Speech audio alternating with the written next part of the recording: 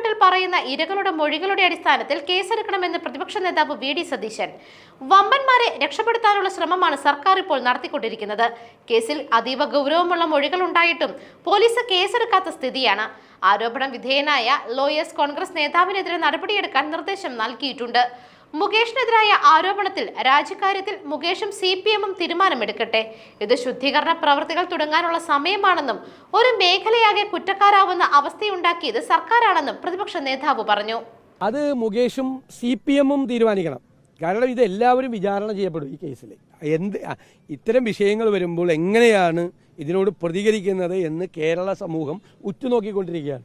അപ്പോൾ CPM പോലത്തെ ഒരു പാർട്ടിക്ക് ഇപ്പോൾ രഞ്ജിത്തിനെതിരായി നടപടിയെടുത്തപ്പോൾ ഒരു ഇത് വന്നു, പിണറായി വിജയനെ അധിക്ഷേപിക്കാൻ വേണ്ടിയിട്ടാണ്, പിണറായി സർക്കാരിനെ ദുർബലപ്പെടുത്താൻ വേണ്ടിയിട്ടാണ് വന്നത്. അങ്ങനെയാണെങ്കിൽ അത് ഗൗരവമായിട്ട് അന്വേഷിക്കേണ്ട ഒരു കാര്യമാണ്. കാരണം ശ്രീലേഖ മിത്ര എന്ന് പറയുന്ന ബംഗാളി നടി ബംഗാളിലെ CPM-ന്റെ സഹയാത്രികയാണ്.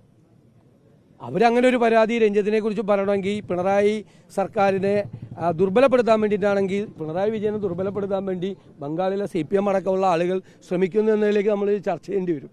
അപ്പം അങ്ങോട്ടൊന്നും പോകണ്ടെന്നാണ് എൻ്റെ. അല്ലല്ല, ഞങ്ങളത് പറഞ്ഞില്ലല്ല. CPM-ഉം മുകേഷും ഉചിതമായി ഒരു തീരുമാനം എടുക്കട്ടെ. ഞാൻ രഞ്ജിത്തിൻ്റെ കാര്യം വന്നപ്പോഴും അല്ല പറഞ്ഞു, ഞാൻ പറഞ്ഞു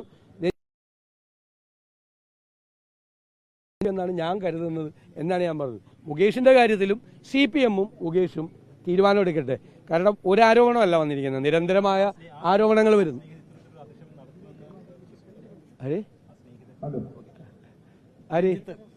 അല്ലല്ല, അതൊക്കെ അന്വേഷണം നടത്തട്ടെ, കേസ് അന്വേഷണം നടത്തട്ടെ. നമുക്ക് പരിചയമുള്ള ഒരാൾ തെറ്റ് ചെയ്താലും ന്യായീകരിക്കാനല്ലോ നമ്മൾ ചെയ്യണത്. തെറ്റ് ചെയ്താൽ തെറ്റ് തന്നെയല്ലേ. അപ്പോൾ അത് ഞങ്ങൾ എല്ലാ കേസിലും പറഞ്ഞിരിക്കുന്നത്, ആദ്യത്തെ ദിവസം പോലും പറഞ്ഞിരിക്കുന്നത്, അന്വേഷണം നടത്തി തെറ്റുകാരായ ആളുകളെ നിയമത്തിൻ്റെ മുന്നിൽ കൊണ്ടുവരണം.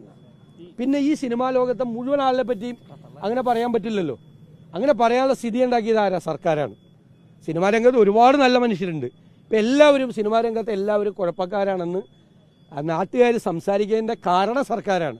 കാരണം യഥാർത്ഥ കുറ്റവാളികളെ അവർ നിയമത്തിൻ്റെ മുന്നിൽ കൊണ്ടുവന്നിരുന്നുവെങ്കിൽ നിരപരാധികളായ ആളുകൾക്ക് പോലും ഈ ആക്രമണം ഏറ്റുവാങ്ങേണ്ടി വരില്ലായിരുന്നു. ഇപ്പം നിരപരാധികൾ പോലും ചീത്ത കേൾക്കുന്നതിൻ്റെ പ്രധാനപ്പെട്ട കാരണം സർക്കാർ ചിലരെ രക്ഷിക്കാൻ ശ്രമിക്കുന്നു.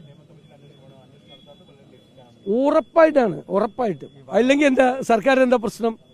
ഹൈക്കോടതി വരെ ചോദിച്ചത്, നിങ്ങൾക്ക് കേസെടുക്കാൻ എന്താ തടസ്സം എന്ന് ഹൈക്കോടതി വരെ ചോദിച്ചില്ലേ? എന്നിട്ട് എന്താ കേസെടുക്കാത്ത?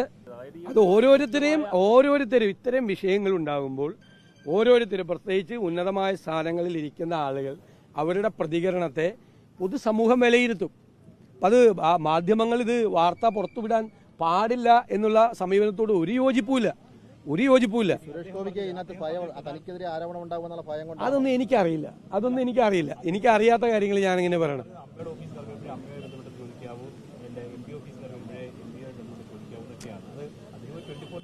അതൊക്കെ നിങ്ങൾ കണ്ടുകൊണ്ടിരിക്കുകയല്ലേ, അദ്ദേഹമൊക്കെ എന്താണ് സംസാരിക്കുന്നതെന്ന് നിങ്ങൾ കണ്ടുകൊണ്ടിരിക്കുകയല്ലേ. അപ്പോൾ നിങ്ങൾ അനുഭവിക്കുക, അല്ലാതെ ഞാനെന്താ പറയാം. News desk മെഗ്നവിഷൻ.